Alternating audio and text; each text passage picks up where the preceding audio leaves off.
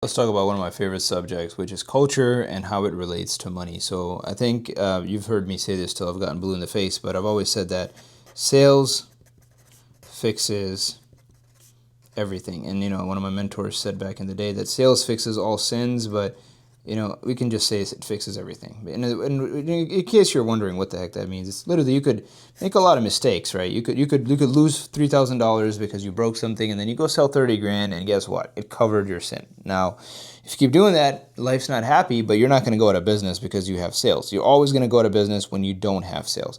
And then we talk about where does sales come from, and we said that 51% of sales, or 50% of sales, if you look at the circle of sales, comes from speed. Or a better way to put it is sense of urgency. And sense of urgency means the customer feels that they're a priority. The customer feels that when they come to your shop, you rush, right? You rush to help them. You rush to make sure that they're taken care of, and they never call you. So that is so far so good. But then the question is, where does speed come from? And I argue that speed comes from a culture of execution, a culture that the team understands the mission, right? The team knows the mission and they're on it. The mission is clear and they're united. They're united in the fact that we're going to do this as a team. We're going to do this. And you wonder where culture comes from. And this is why we talk about leadership so much, because culture comes from great leadership. If you have good leadership, the team will have good culture. And leadership really comes from, essentially example. You have to set the example. You can't just talk about it. You have to be about it. The numbers have to be clear by the leaders.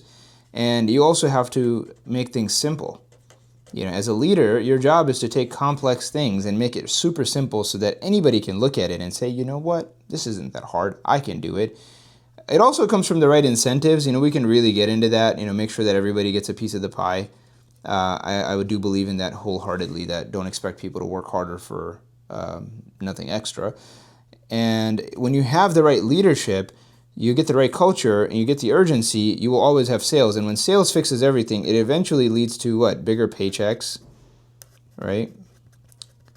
Bigger checks, bigger dollars. And then inevitably what that does to the team, it motivates them to keep growing. It starts this beautiful cycle of growth. And really, the growth happens like this. They get good culture, and it further reinforces the culture and the leadership. They have more faith in their leadership because they're delivering, and they have good culture. Again, it further reinforces those things. It makes them go up.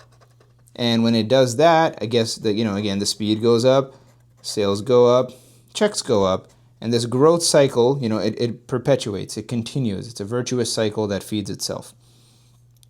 Where do you break the cycle? I would argue that cycle can be broken anywhere. It can be broken when the leaders stop doing, they stop leading by example, or things get complicated, or incentives are not right, or the mission gets convoluted, team gets divided. But I think the biggest place where I see that really is when you also have leaders that don't hold people accountable, accountability. Generally, that's where the system starts to weaken, and the first thing that goes out the window, guess what it is? Speed. And when that goes down, when speed goes down, you go on a detour. Instead of going down here, when speed goes down, you go down a different path, and it lowers sales, and it lowers checks. And when that happens, you actually start having other issues. You start having issues with retention of the team members and maybe even customers. And essentially you get decline at that point. This is how companies fall apart. And every day, when you go off of this beautiful path of self-reinforcement, you are basically going into no man's land. And this is not where you want to be. This is no go, not good. This is great. This is where we like to be. We like to be on the growth cycle. We do not like to be on the detour of decline. So I hope this helps, guys. And leadership, by the way, we can get into that in a whole different video, but leadership has its own little trajectory that prior to this even coming into play, there's a lot of mental work that has to be done by the leaders. a lot of decisions and hard things they have to do in their personal life. But that's a video for another day. I hope this helped. This is how we grow companies.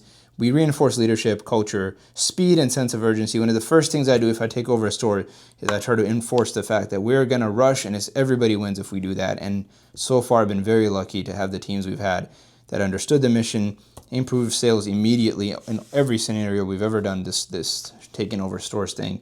And checks have grown almost instantaneously, and the growth has occurred, as you guys have saw. Hope it helps, guys. See you on the next one.